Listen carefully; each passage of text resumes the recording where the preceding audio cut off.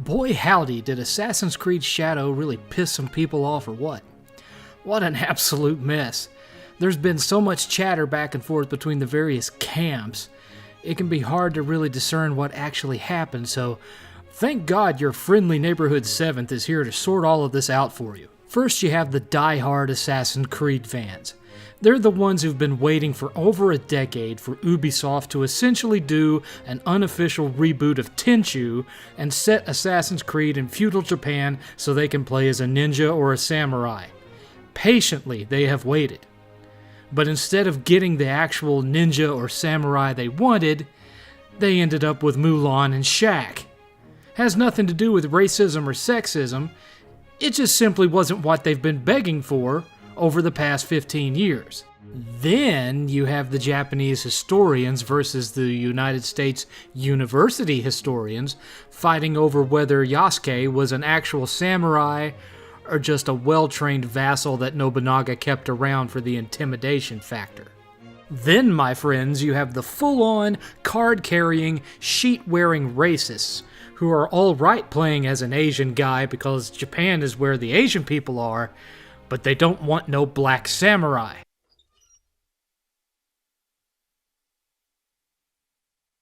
Oh. Ooh. And then, dear viewers, there's people like me. I just think the game sucks ass. Assassin's Creed Shadows takes place in the 16th century in feudal Japan, when Nobunaga was trying to unify the country. Unfortunately, his brand of unity often meant causing the disunity of various body parts from their point of origin. This includes the family of Nawe, whose name reminds me of a Southern Californian expressing their disbelief. No way. No way. Yes way! Luckily, she'd received some down-and-dirty samurai training from her family, enough for her to be considered a shinobi, and receives even more training after they're all scattered, covered, and smothered.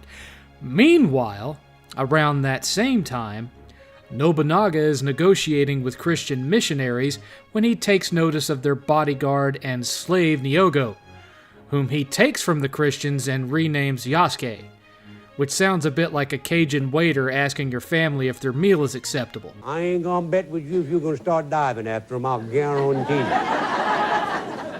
Yasuke falls under the employ of Nobunaga and eventually becomes one of his samurai. Unfortunately, this includes assisting in the skewering of Nawe's village. Nawe specifically blames a group of masked samurai whom she is told were employed by Nobunaga. She later learns from Nobunaga himself before he goes anhero that this was a total lie. It is during this time that Yasuke learns Nobunaga was betrayed, and so the two find each other and join forces to exact revenge. And that, my friends, is exactly where everything turns to shit. Hey boys, where's your originality, huh? This means war, man. Hey, this is shit. It's shit! Get it up, McFrost! Get it up! It's shit! It's shit! Now, any of you who've played Assassin's Creed from Origins to Valhalla knows what this experience is going to be. If you take any of those, place them in Japan, and replace all the weaponry and combat styles with what you've already experienced in Ghost of Tsushima, then you get the general gist. However, this dual scheme where you play as either Nawe or Yasuke breaks the harmony of that. Not Nawe. She plays like the ninja equivalent of your traditional Assassin's Creed protagonist. No. Yasuke's the real problem here.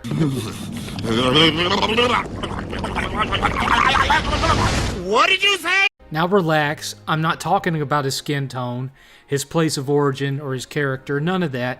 I'm talking strictly on a gameplay level here. Apparently, Ubisoft felt that Yasuke, compared to the average Japanese man of the time, would essentially be the Black Hulk, which to me is the only racist thing about the game at all. It's almost like Ubisoft were trying to reference the old mighty black guy anime trope. Regardless, it comes across as ham-fisted and way over the top. He is acted with sincerity and reality and the seriousness required of such a character, but then he gets into a fight and he just turns into Thanos. He's a lumbering monstrosity who's damn near invincible and destroys everything he touches. He completely breaks the balance of the whole game because any and all fall before his might. True, he can't do half the parkour stealth stuff that Nawe can. He can do some of it, but certainly not all of it. But if her ninja ways aren't getting the job done, well, just send old Yasuke in there to give them a taste of the Acolyte Protection Agency method.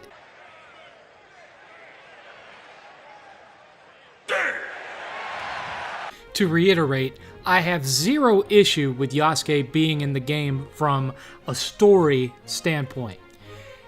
Now, in this modern DEI-obsessed gaming sphere we find ourselves in, I do find it kind of suspicious that out of all the centuries upon centuries of feudal Japanese history to play with, Ubisoft made a beeline for the one ultra-brief period of time where there was a black samurai, and then stuck a woman next to him. But I don't have a problem with it story-wise. In fact, far from it. Yasuke's story is vastly more interesting than Nawe's, and if I'm being honest, he's way more interesting than Atsu from Ghost of Yotei, too. How dare you! It's the gameplay, man. Yes, when he's not glitching through stuff, it's fun to Hulk smash your way through a fortress and put the game's ragdoll physics to its ultimate test, but unless you're just looking to take all the challenge out of the game, you're barely going to end up playing as him, because the bulk of what you'll be doing in the game, the parkour and the stealth stuff, is mostly stuff he's too big and lumbering to do. Meanwhile, when you go into combat as Nawe, which sounds like someone who disbelieves the Old Testament, has given unto you these 15, 10 commandments. It feels like they wanted to accentuate Yasuke's superhuman strength so much, they dialed Nawe back too far.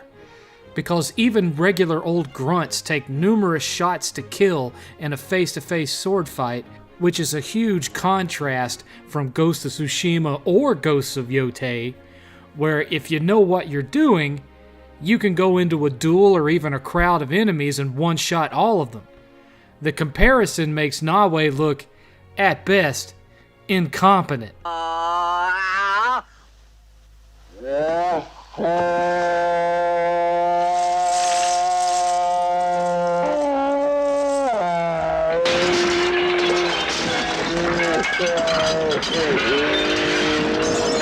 I also can't stand the music in this game.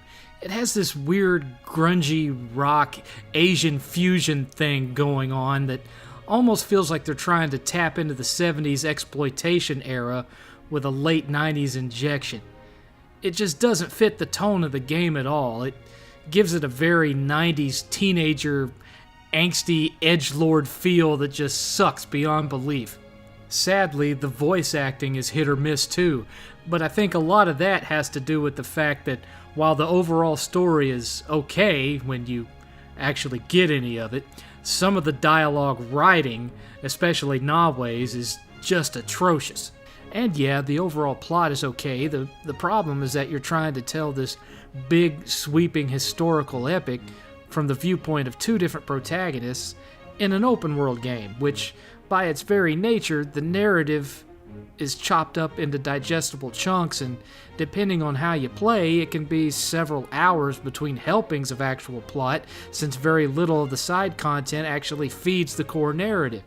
This has been an ongoing failure of the Assassin's Creed series ever since they decided to become an open-world action RPG with Assassin's Creed Origins. Keeping the narrative flow constant and consistent in an open-world RPG setting takes a fine balance, and some studios just don't have it. Ubisoft, in point, has never had it.